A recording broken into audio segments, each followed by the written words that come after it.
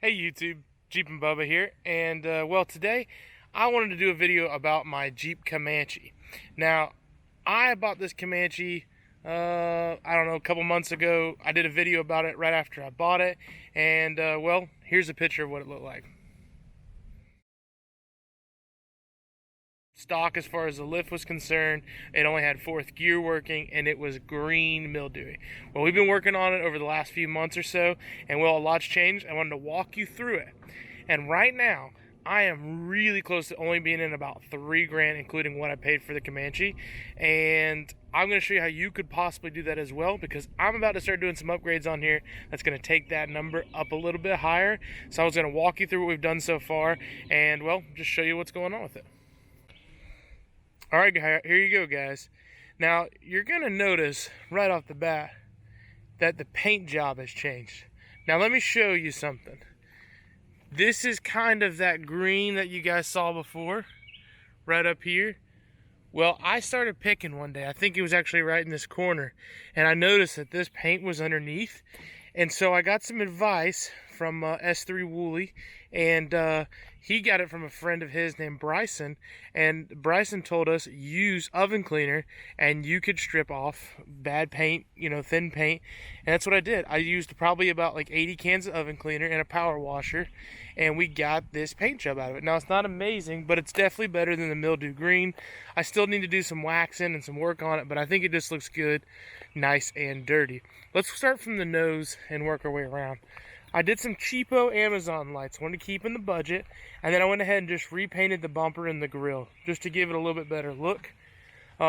We actually did some work, I changed the oil in it, but we did some work where we actually had to change the manual transmission. I'll get into that, but while it was there, I had to tow it around the lot a little bit, so I just used this soft shackle I had sitting around the shop, and just threw it on the frame so I'd have a place to tow it around.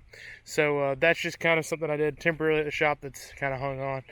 We also had to do some new buckets right here, side markers at the bottom. And they're Chinese, they don't fit that well, but they look way better than what we had. Did a little chopping, a little cutting right in here, just because we needed some clearance for the tires. Then as we move around, you will see my most expensive part so far on the Jeep, which is the wheels and tires. Now, the way I was able to keep under the $3,000 prices, I traded labor for these. These are going for about $1,200 or so on Facebook Market.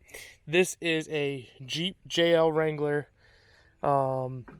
Willys Edition wheel with a Firestone Destination MT. It's a 32-inch tire, and in order to run it, I am running 1.5 inch wheel spacers that are actually converted from 5 on 4.5 to 5 on 5. So that's what's going on there. I think they look really good. So that was a Willys Edition Jeep JL that I got those off of, and I did some work for the guy, and we traded out labor for those wheels and tires. So that's how I'm able to keep that price good. Now, you might say that's not possible for me to do. Actually, it totally is. Maybe you can do something for somebody, cut their grass, do their taxes, whatever it is, and maybe you can work out some trades, or maybe you have some parts that they want or whatever. What we did is we had to add a little lift. A buddy of mine got a 4.5 inch lift on his Cherokee, and he had these old rusty springs. Not rusty like they're actually rusty, Rusty's branded springs. That's a 3-inch spring. And we went ahead and threw those on that 3-inch spring. And in the back, we lifted it by using a Chevy truck, half-ton truck, 2-inch lift shackle. That's what that is. But actually, it's a lowering shackle for a half-ton Chevy truck. Gives a just about a 2-inch lift to our Comanche. Now, some people would be against that. They'll say it'll wear out those leaves and flatten them out faster. They'd be right, but it's a good, cheap, easy way to lift your Jeep. I got $30 in those, and they ride great. And surprisingly, haven't flattened out the packs too bad. These are the original packs, I believe, these leaf springs, but we're going to replace them one day anyways. As you walk through the Jeep, we have done a Jcr Chase Rack. And now this rack was designed to put, chase light on the back and to put some nice spotlights on the top. But this was designed actually for a Jeep Gladiator, the new Gladiator, the new JT. And a buddy of mine, Kevin Dixon, actually bought this. Has a nice molly panel here that also acts as like a little bit of a headache rack. Decided to go to a full bed rack and decided he didn't want this anymore, so we did some trades on that as well. So I'm in the clear on the cheap on that one because we did some trading, but you'd be out about $400 if you were just buying that outright. Inside, not much is done. Ripped out the headliner just because it was sagging so bad. Threw some stickers up there. I had an old Vietnam War lemon grenade, and I welded that into my shifter, so there's that. But besides that, just got my tools and hoodie, and it's kind of dirty in there. I have cleaned it and vacuumed it at least once. As far as what we've had to do to get it running, what I did was I found a good used transmission. It's a manual transmission. This is a Peugeot transmission. It is not an AX15. Found a used one for $800, and then did some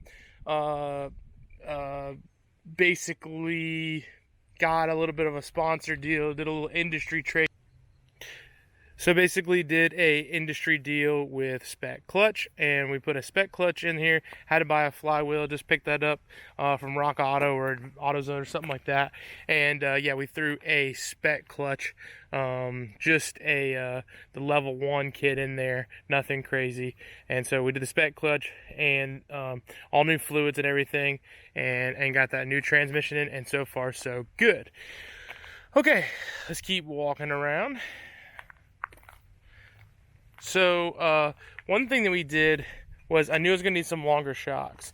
So I had some JK shocks at the shop.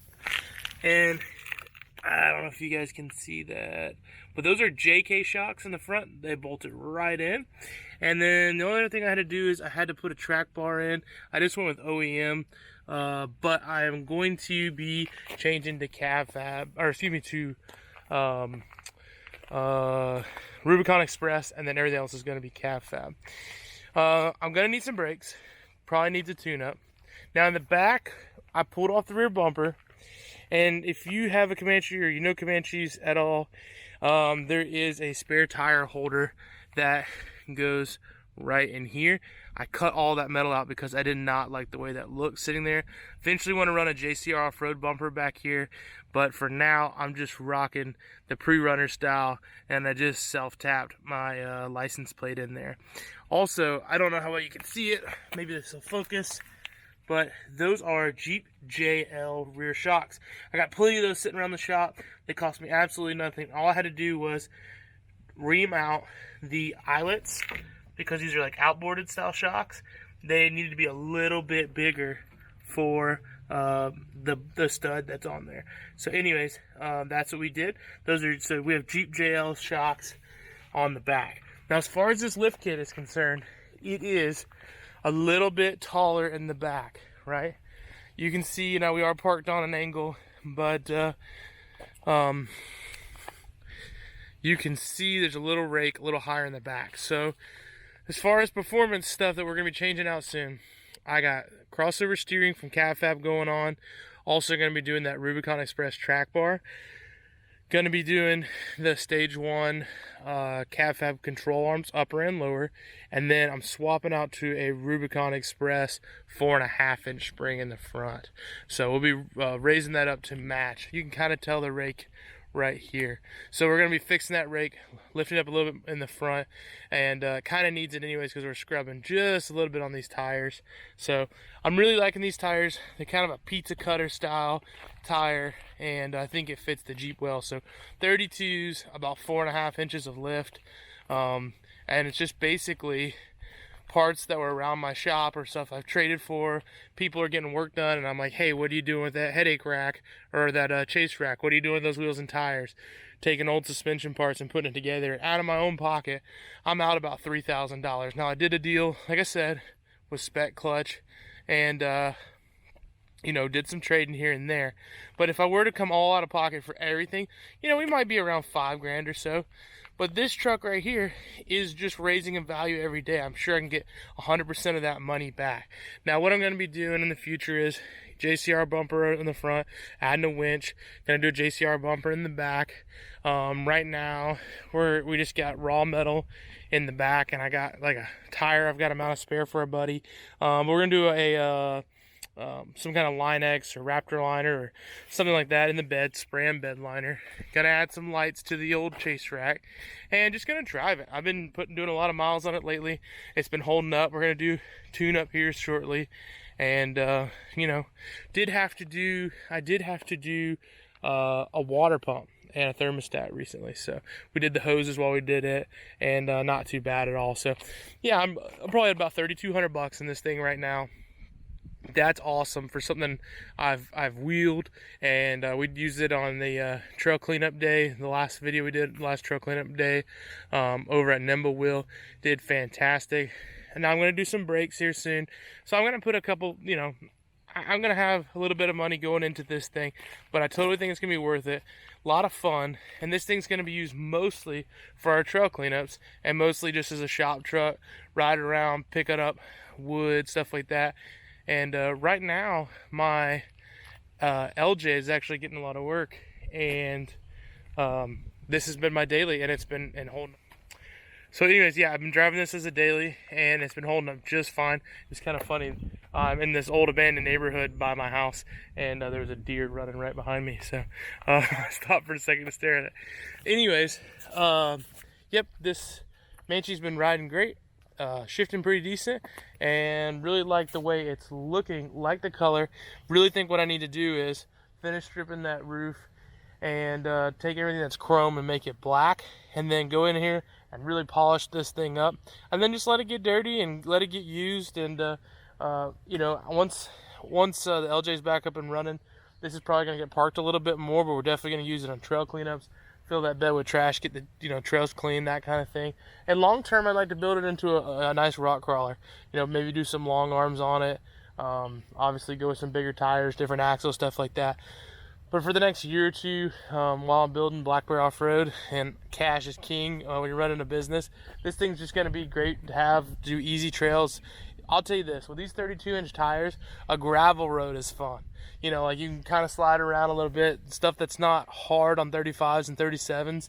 This thing isn't necessarily hard, but it actually, you feel it. You get to experience working that wheel and driving, and it's really fun to be able to connect to that kind of off-roading again. It's how I got started. My first XJ had 31s, then I put 32s on it, and I thought those were huge. So this has got the 32s, enjoying it, fun little build, wanting to get you guys up to date. And as we start putting these new parts on, let's say in a couple months or so, well, we'll be putting them on the next week or so, but in a couple months or so, I'll do another update, show you where we're at, see if I got this paint polished a little bit and the steering kind of dialed in, suspension dialed in. And well, actually, you know what, I'll show it to you at the next trail cleanup. If you want to come see it in person, that'd be cool. If you want to check out that video, I think our next trail cleanup's in June, so we'll do an update in June. We do a trail cleanup. And anyways, that's just, I want to come out here and show you guys what we've been working on, and I just figured this would be a good baseline so you can see where the mildew Comanche went into what it is now, this nice little runaround truck, nice little trail cleanup truck. Really a lot of fun, enjoying it. And this truck really is my style. Single cab, short bed, little kind of mini truck, lightweight, just really goes over anything that we've done so far, easy trails, and it's a lot of fun. So I know I said fun way too many times, but that's what it really is. So I appreciate you guys watching. Make sure you, if you've made it this far in the video, please go ahead and just do me a favor, hit that subscribe button if you haven't, give me a like, comment, tell me what you want to see in the next thing done on this Comanche. Maybe we should upgrade this interior a little bit, maybe we should leave it, you know, rough and rugged and work truck style. I don't know, but I appreciate you guys watching. I hope there's an adventure plan for your future. Be sure to eat your prunes. I'm Jeepin Bubba, and we will be seeing you.